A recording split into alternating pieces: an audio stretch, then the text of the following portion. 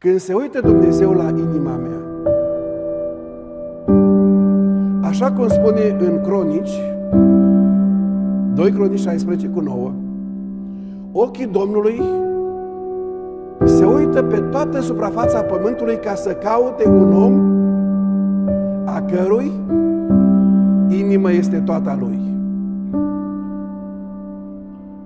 Dacă se uită Dumnezeu la inima mea, oare e toată a lui?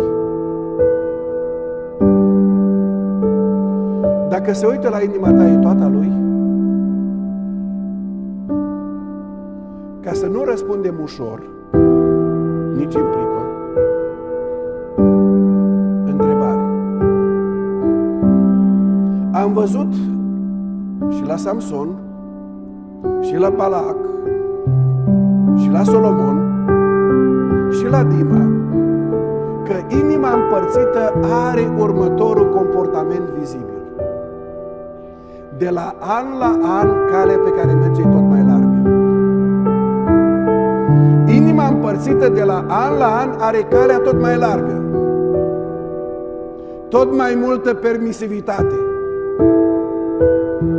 Tot mai multe lucruri pe care le iau înapoi din cele care trebuiau lăsate. Așa că mă întreb, la finalul anului, e calea mea la fel de îngustă ca atunci când am pășit pe urmele Domnului? Sau e mai largă?